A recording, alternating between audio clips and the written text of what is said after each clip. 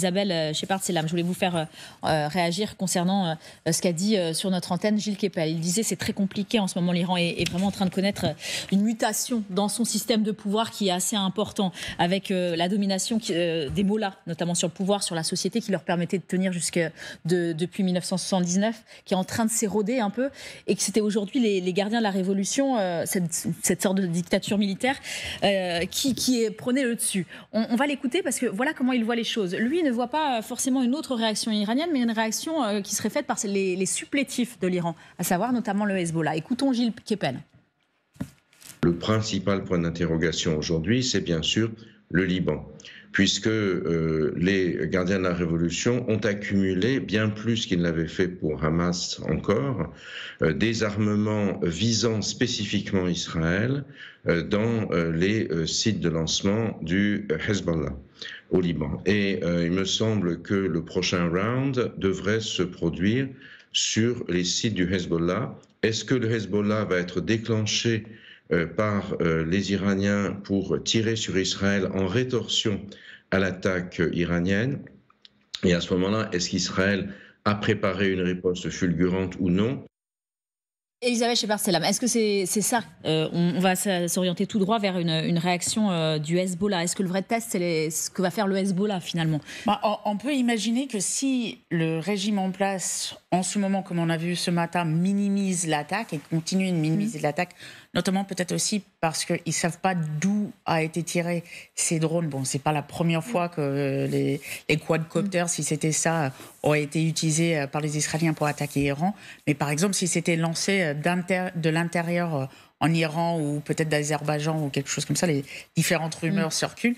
C'est vrai qu'on a souvent parlé de cette base secrète en Azerbaïdjan. Hein. Ça a été aussi une théorie qui avait été évoquée par Didier François, qui nous disait il y a une base en Azerbaïdjan. On sait que les Israéliens et les Azeris ont des relations assez étroites, donc ça ne serait pas étonnant. Mais à partir du moment où peut-être ils décident de ne pas admettre que c'était Israël et que les Israéliens ne revendiquent pas, peut-être ils vont néanmoins vouloir répondre, sachant que de toute façon la question du Hezbollah est une question qui dure, c'est un problème qui dure, ça fait des mois quand même qu'il y a tous les Israéliens, enfin les communautés au nord de la frontière sont évacuées. On disait 60 000 à peu près. Hein. Oui, c'est ça, à peu près.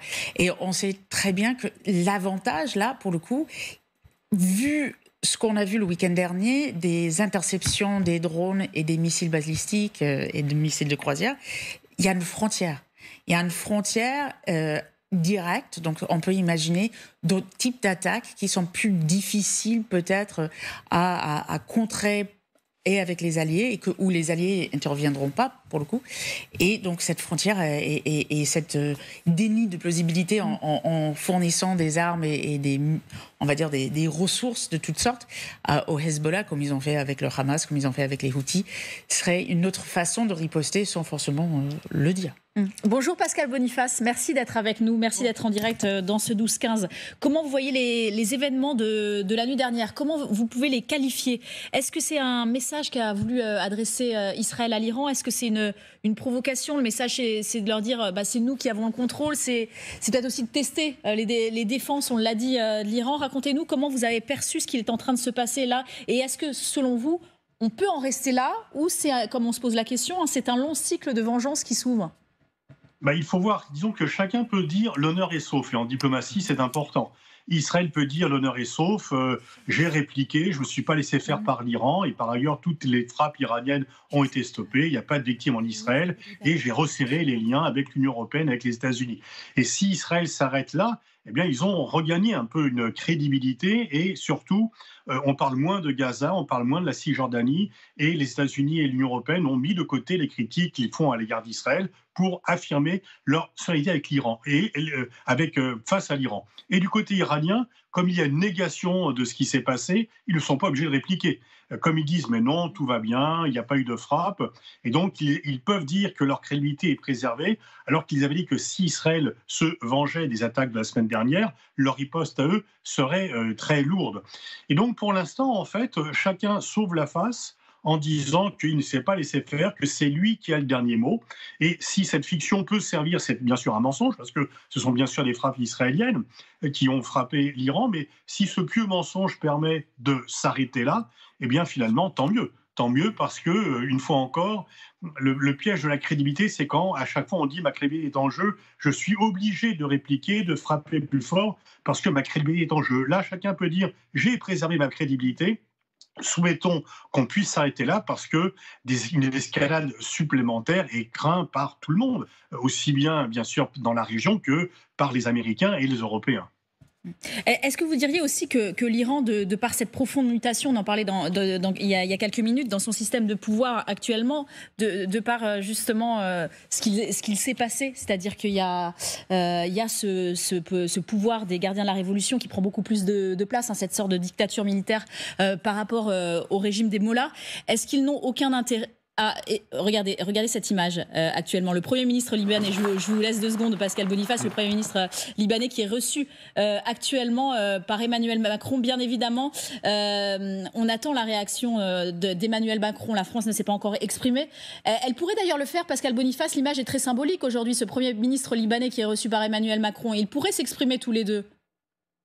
Bah oui, enfin, on peut penser qu'ils sont tout à fait concernés. Le Liban est quand même en première ligne aussi par rapport aux événements de la région. Et donc, ils peuvent trouver un point commun, au moins un communiqué commun pour appeler à des escalades, pour éviter un embrasement, etc. Ça, c'est quand même le minimum de l'accord qu'ils peuvent trouver. Par rapport à votre question sur les gardiens de la Révolution, c'est sûr qu'il y a un durcissement du régime. Depuis la rupture, en fait, les modérés qui avaient obtenu un accord sur le nucléaire en 2015, eh bien, les radicaux ont dit, voyez, ça sert à rien. On a fait des concessions inutiles aux Occidentaux puisque cet accord a été répudié par Donald Trump et qu'il n'y a eu aucun avantage économique. Mais en même temps, les gardiens de la Révolution savent très bien que le régime pourrait difficilement survivre à un affrontement généralisé.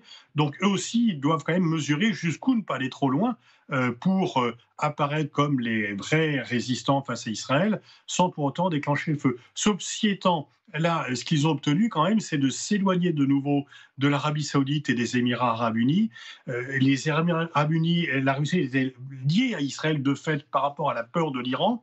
Une sorte de réconciliation sous l'égide de la Chine avait permis d'améliorer les relations entre Riyad et Téhéran. Là, de nouveau, Téhéran fait peur à ses voisins, ce qui n'est pas une bonne chose. Et le radicalisme des gardiens de la Révolution, finalement, permet aux États-Unis de coordonner une relation de fait entre les puissances arabes du Golfe et Israël.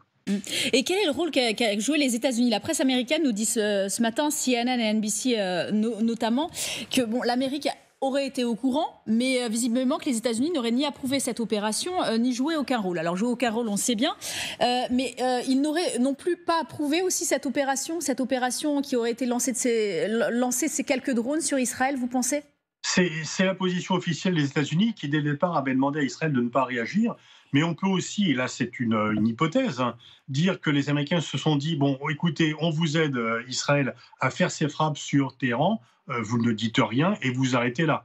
Et donc on peut aussi penser que pour que les frappes réussissent, qu'il n'y ait pas de problème, les États-Unis aient aidé Israël sur la base de la promesse qu'Israël, une fois que son honneur est lavé, puisqu'il y a une réplique, n'aille pas plus loin. Ou c'est peut-être une opération purement israélienne en disant on ne peut pas faire autrement. Et les États-Unis disent on n'approuve pas, mais on ne s'oppose pas non plus. En tous les cas, il n'y aura pas de sanctions américaines à l'égard d'Israël. Et il faut aussi lier cela au fait que les États-Unis ont déposé leur veto hier dans la nuit, dans cette nuit, au vote au Conseil de sécurité sur l'admission de la Palestine comme 194e membre de l'ONU, ce qui montre bien quand même qu'ils sont toujours très fortement liés à Israël et qu'ils suivent la politique israélienne sur la question palestinienne.